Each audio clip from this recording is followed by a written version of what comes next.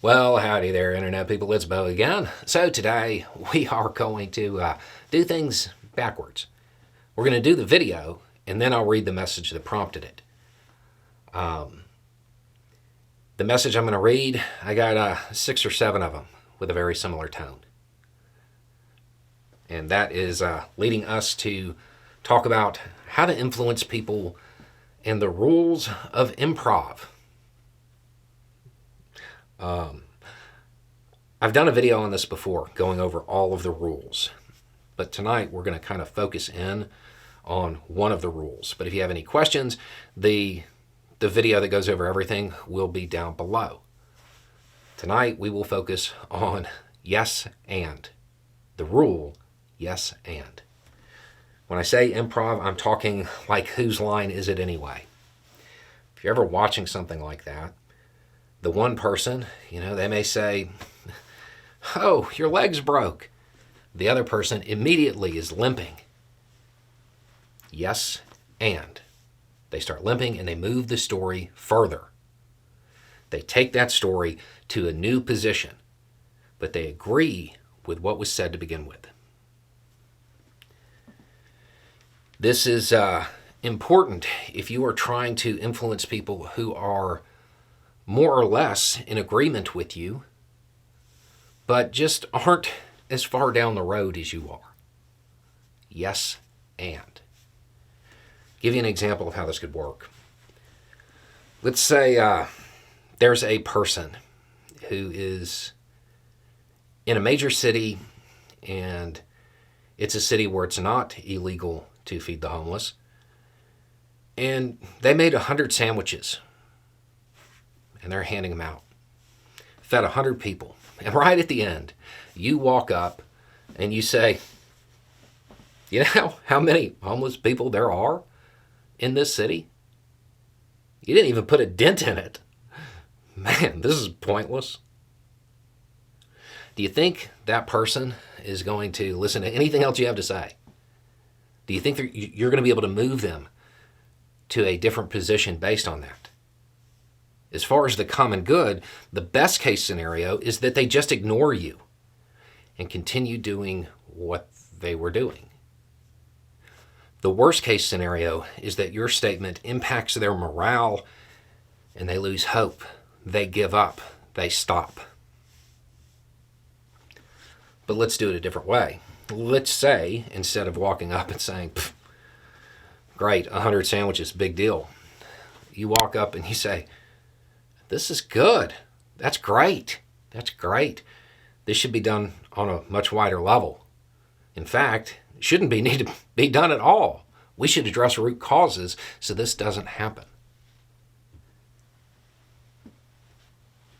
But you've probably made an ally that way, and you might even convince them. Somebody who may have believed that the most that could be done was handing out sandwiches. You may be able to move them to a different position in the story. You might be able to move them a little bit further on down the line. Yes, and. Not no. It's a different tone, and it helps shift people. This is incredibly effective if the person is somewhat aligned with you, if they agree with you in some way. Doesn't really work if they're opposed to you and whatever they're advocating is something actively harmful. But if they're somewhat aligned, this is incredibly effective because you can introduce new ideas that are in line with what they already believe. You can move them further down the road.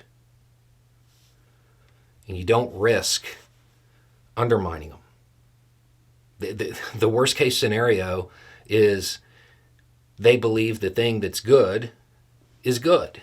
Maybe they don't go further, but you don't undermine them, they don't lose hope, and they don't end up being opposition.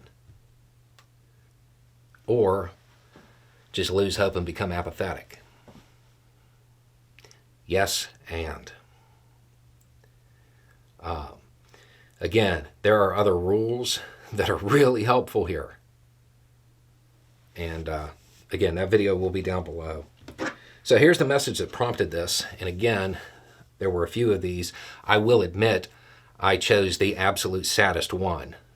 But this person is not alone. Bo, I'm so down right now. I was so excited that we were finally doing something, anything to help. I wanted to do more. I voted uncommitted, and I saw this as a win, but now I'm not sure. I was happy. Then I was on Twitter and saw people saying it didn't matter, that it wasn't going to put a dent in it. Then, in your comments, it was a lot of the same.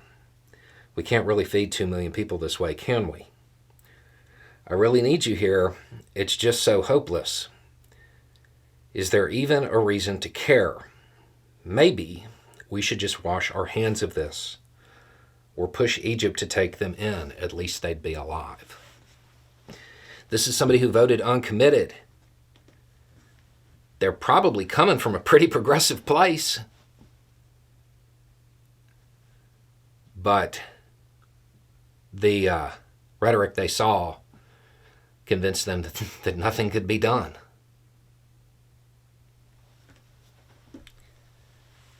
Yes, and is really important.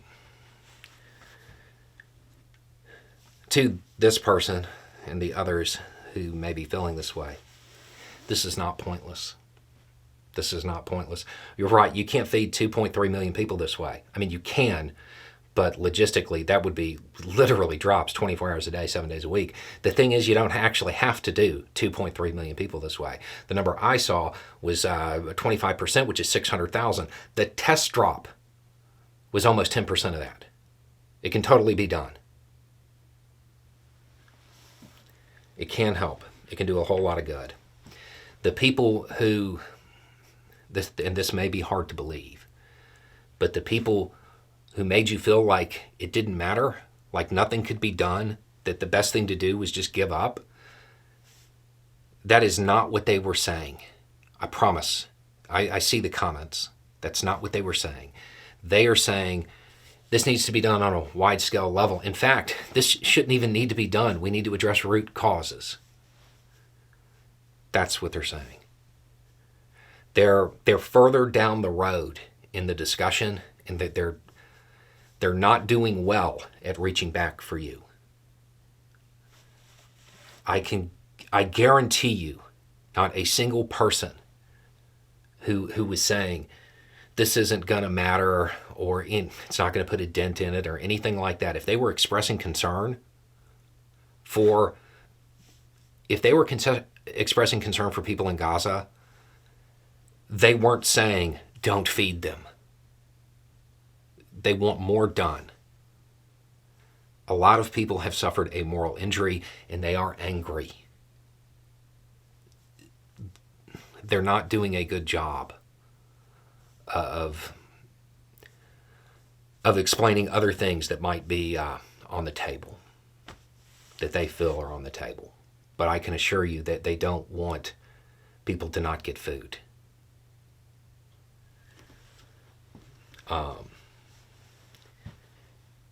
This can be done. It can be scaled up, and it can do a whole lot of good. It can save a lot of lives. Those people who made you feel like this, on some level, they're right. This isn't a solution, but it's buying time. It's doing something. It's not a solution, though. At best, it allows people a little bit of breathing room. But there's more.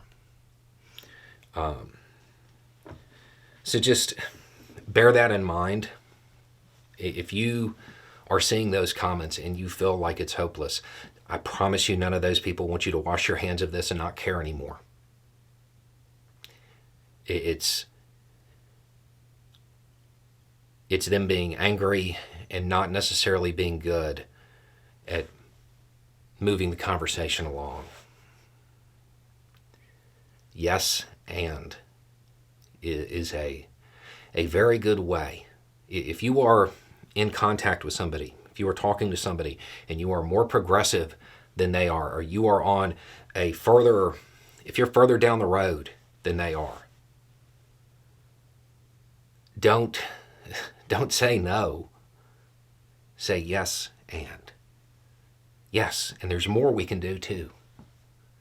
If you see somebody that's happy about something, that is in line, moving in the direction that you want to go, yes and.